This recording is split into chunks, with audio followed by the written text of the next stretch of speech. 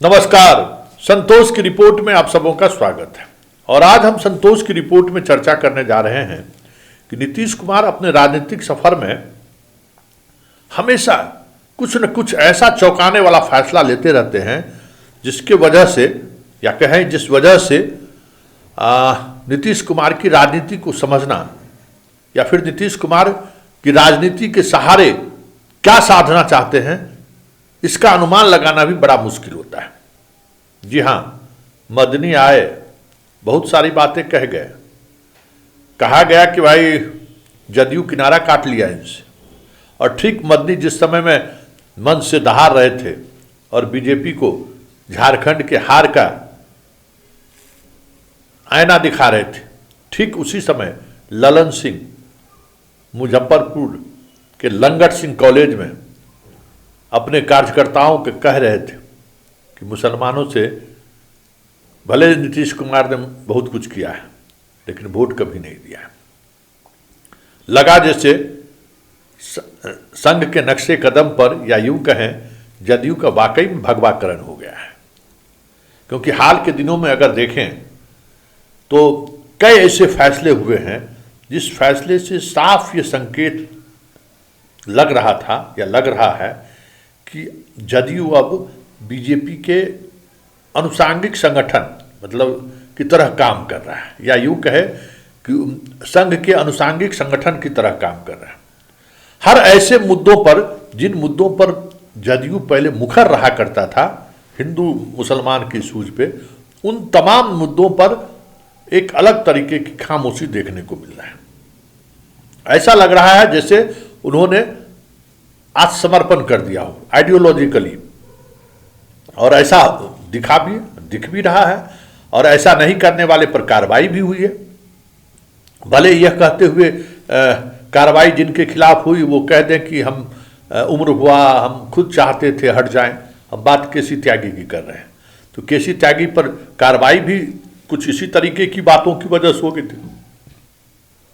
याद ही होगा कि एक विवादास्पद मुद्दे पर उन्होंने बयान दे दिया था।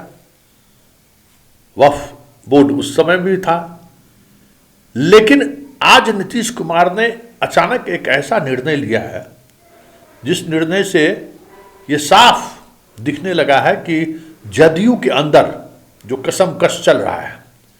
क्योंकि देखिए, जदयू के अंदर आज भी दो धाराएं हैं। एक धारा जो बीजेपी के साथ रहना चाहती है, और एक दूसरी धारा है जो समाजवादी विचारधाराओं से जुड़े हुए हैं और बीजेपी के साथ भी हैं, तो हम एक दूरी जरूर दिखाएं। लालू के साथ जाएं या ना जाएं, लेकिन अगर बीजेपी के साथ हैं तो हमारी आइडियोलॉजी एक इंडिपेंडेंट लक्ष्य की तरह साफ झलक लोगों को दिखे कि नहीं, जदयू है तो फिर बीजेपी का वो कॉमनल एजेंडा बिहार में नहीं चलेगा। बटोगे तो कटोगे, पर किसी जदयू के मंत्री ने कभी इस तरीके का बयान नहीं दिया।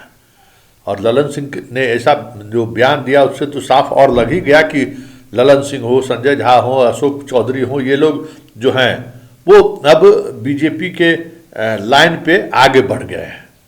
और इस स्वाभाविक तौर पर फ्रंट पर यही 3-4 लोग रहते हैं, जदयू के आइडियोलॉग के रूप में हो या फिर जदयू पर किसी मुद्दों पर बयान देने को लेकर हो। नीरज की एक अपनी अलग छवि है।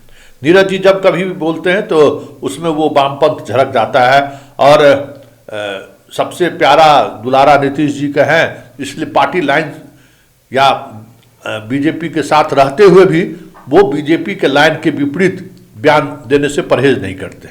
लेकिन उनके बयान को आधिकारिक तौर पे भले ही माना जाए, लेकिन उस लेवल पर तवज्जो नहीं दी जाती है।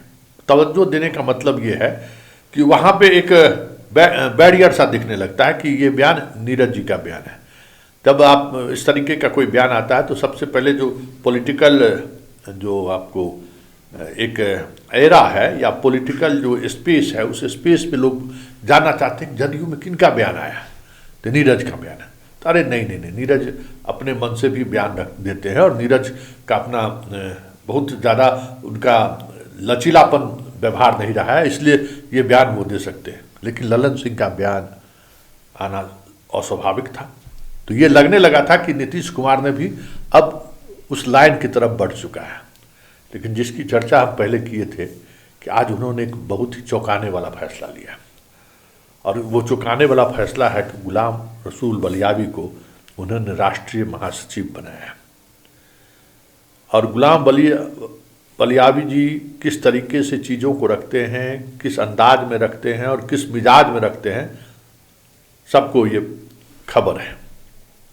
तो उनकी नियुक्ति, क्या ये संकेत है कि नीतीश कुमार उस स्पेस को बनाए रखना चाहते हैं, या फिर नीतीश कुमार दोनों विचारधाराओं के बीच जो समन्वय बनाने की जो उनकी कोशिश रही है, बलियावी के बनाए जाने से वो समन्वय बनाते हुए दिख रहे हैं। समन्वय का मतलब ये कि दोनों विचारधारा के लोग आप हमारे साथ हैं, लेकिन ये बातें दिखनी भी चाहिए, क्योंकि अब बलियावी के आने का मतलब है कि आने वाले समय में ऐसे बयानबाजी होंगे जिससे बीजेपी असहज होगा।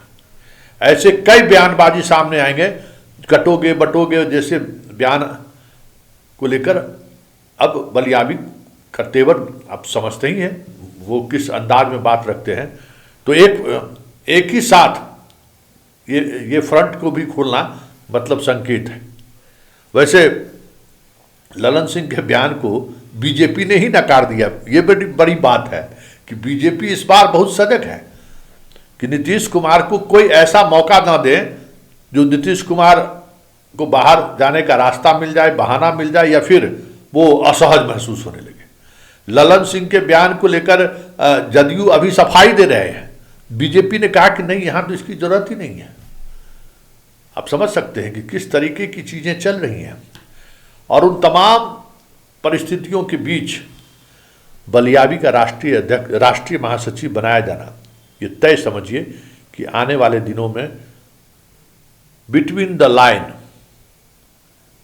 जो नीतीश कुमार की जो राजनीति रही है, उस राजनीति के अनुकूल बयानबाजी आनी शुरू हो जाए तो कोई बड़ी बात नहीं होगी। यही नीतीश कुमार की खासियत है, जो पिछले कई महीने से लग रहा था जैसे वो उनकी वो खासियत या तो मलिन पड़ती जा रही है, या फिर उस खासियत को लेकर अब उतना आग्रह नहीं रहा इनका। मतलब अब वो आग्रह नहीं है। अब सोच रहे हैं कि चलिए अब राजनीति के अंतिम पड़ाव में उन तमाम चीज़ों को नज़रअंदाज करते हुए समापन की तरफ बढ़ जाया जाए। लेकिन बलियावी के आने का मतलब है कि नहीं, नीतीश हार मानने वाले नहीं हैं। नीतीश अपने उस नैरेटिव को बनाए रखना चाहते हैं। ऐसे में ये तय मानिए कि बिहार की राजनीति में आने वाले समय में, हम ये नहीं करें कि गठबंधन टूटने का संकेत है, ये आने वाले समय में कई तरह की चीज़ें आपको देखने को मिले तो कोई बड़ी बात नहीं है। क्योंकि अभी तक वो मंच पर यही कहते आए हैं कि अब हम नहीं जाएंगे, 2 बार गए अब नहीं गए, वो लोग हमको लेकर चले गए थे उधर। अब मंच पर आपको किसी और लाइन के साथ नीतीश कुमार अपनी बात रखते हुए दिख जाए तो कोई बड़ी बात नहीं होगी, क्योंकि अभी बहुत खेला होना बाकी है। और 2025 के विधानसभा चुनाव आते आते बहुत सारी बातें स्पष्टता के साथ सामने आएगी। और इस निर्णय को महाराष्ट्र में जो घटनाक्रम चल रहा है उसको जोड़कर भी देखा जा रहा है, क्योंकि फडणवीस मुख्यमंत्री होंगे ये लगभग तय हो गया है। जबकि शिंदे के नेतृत्व में वहाँ मुख्यमंत्री था, स्वाभाविक तौर पर उनके नेतृत्व पर चुनाव लड़ा गया और शिंदे ने कहा कि नीतीश मॉडल यहाँ चलना चाहिए, तो वो भी एक संकेत है। ऐसे में नीतीश कुमार अपने उन तमाम वोटरों को जिसके सहारे आज भी वो अपने आप को बिहार में प्रासंगिक बनाए हुए हैं, ललन सिंह जैसे नेताओं के बयान से खोना नहीं चाहते हैं। यही नीतीश की सियासत है और इसी सियासत को समझने की जरूरत है कि अंतिम दम तक नीतीश जिस भी मानसिक दौर से गुजर रहे हों, लेकिन जब राजनीतिक फैसला लेने की बात आती है तो वो अंतिम दम तक इंतजार करते हैं, अंतिम क्षण तक इंतजार। इतना इंतजार राजनीति में हमें लगता है कोई दूसरा पॉलिटिशियन नहीं करता। हमने किसी को नहीं देखा। और यही इंतजार जो है वो नीतीश कुमार को आज भी बिहार की राजनीति में प्रासंगिक बनाए हुआ है, इसमें दो मत नहीं है। यही इंतजार करने की जो उनकी शैली है ना, वो शैली मतलब एकदम परफेक्ट समय पर वो कुछ न कुछ ऐसा निर्णय लेते हैं जो निर्णय उन्हें फिर से लगता है जैसे वेंटिलेटर से बाहर करके उनको थोड़ा कुछ ऐसा जो एकदम लग रहा था कि अब चीज़ें खत्म हो जाएंगे, वो अब वो लगने लगता कि अरे नीतीश जी इस निर्णय करके चौंका दिए। तो बलियाबी का राष्ट्रीय महासचिव बनाना कुछ उसी तरीके से चौंकाने वाला फैसला है, जिस फैसले के सहारे नीतीश 2025 के विधानसभा चुनाव की बिसात जो बिछाई जा रही है, उस बिसात के बीच कुछ नई चीज़ें आपको देखने को मिल जाए तो कोई बड़ी बात नहीं।